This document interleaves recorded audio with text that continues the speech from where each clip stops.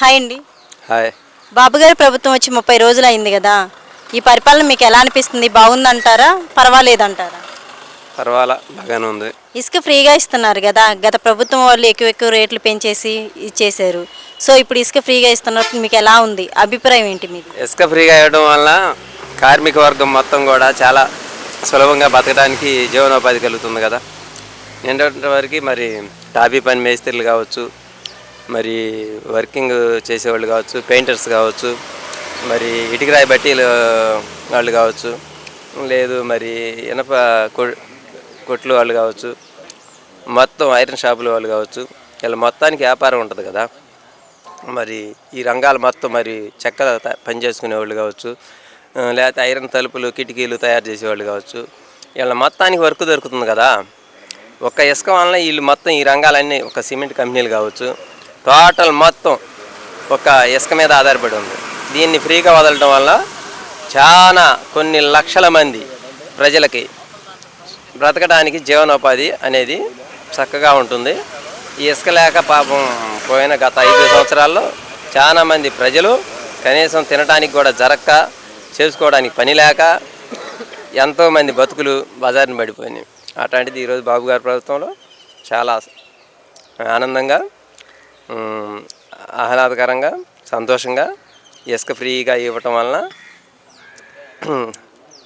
చాలా హాయిగా ఉంది. జనానికి మాత్రం చాలా సంతోషంగా ఉంది. అది ఇంకా నారా లోకేష్ గారు ఐటీ కంపెనీలు తీసుకొచ్చి ఎంతోమందికో జాబ్స్ ఇప్పిస్తున్నారు కదా, దాని మీద మీ అభిప్రాయం? ఐటీ కంపెనీలు అంటేనే హైదరాబాదు, బెంగళూరు నెంబర్ 1. 6,50,000 కోట్ల టర్నోవర్ బెంగళూరు, 2.5 లక్షల కోట్ల టర్నోవర్ ఐటీ మీద హైదరాబాదు. మన ఆంధ్రాకి చక్కగా మరి ఐటీ కంపెనీలు తీసుకొచ్చిన ఘనత మన లోకేష్ బాబు గారిది. మరి ఇప్పుడు మళ్ళీ తెలుగుదేశం ప్రభుత్వం వచ్చి ఐటీ మినిస్టర్గా లోకేష్ బాబు గారు చేరటం, మళ్ళీ ఐటీ కంపెనీలు తేవడం వలన ఎంతోమంది చదువుకున్న పేద విద్యార్థులు కావచ్చు, మధ్యతరగతులు కావచ్చు, హయ్యర్స్ కావచ్చు, బాగా ఉన్నవాళ్ళు ఎవరికైనా జాబులు దొరికే అవకాశం ఉంటుంది మంచి టాలెంట్ పర్సన్స్కి. దీనివలన రాష్ట్రం ఆర్థికంగా అభివృద్ధి చెందుతుంది. చదువుకున్న నిరుద్యోగులకి ఉద్యోగ అవకాశాలు కల్పించినట్టు ఉంటుంది. మరి ఆర్థిక వ్యవస్థ కూడా పెరుగుతుంది మనకి. ఇది చాలా మంచి పని, గొప్ప కార్యక్రమం. భవిష్యత్తులో ఐటీ అంటే నెంబర్ 1 ఇండియాలోనే. మరి 6.5 లక్షల కోట్ల టర్నోవర్ అని బెంగళూరు, 2.5 లక్షల కోట్లు హైదరాబాదు. మన ఆంధ్రాకి ఎంత ఉంది ఐటీ కంపెనీలు? ఎందుకు స్థాపించాలా? ఇంతమందిలా పెట్టారు కదా మన మంగళగిరిలో, వాటిని ఎందుకని మరి ఇంకా పెంచాలా? 10 రూపాయలు వచ్చే పని, 10 మందికి ఉపయోగపడే పని చేయాలి. చదువుకున్న విద్యార్థులు ఎన్నో కొన్ని లక్షల మంది ఉన్నారు.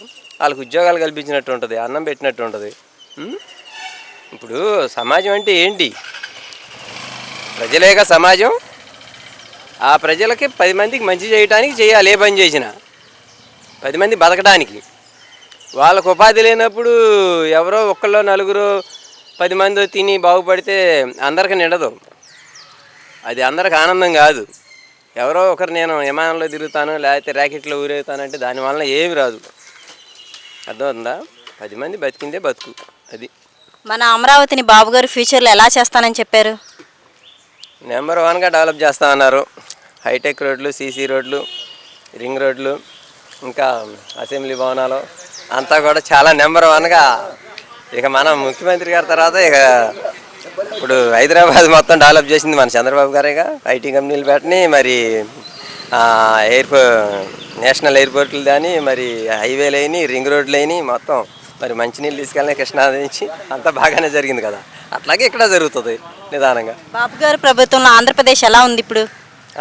బాగానే ఉంది, మాకు బాగానే నచ్చింది. ఓకే, థ్యాంక్ యూ అండి. ఓకే.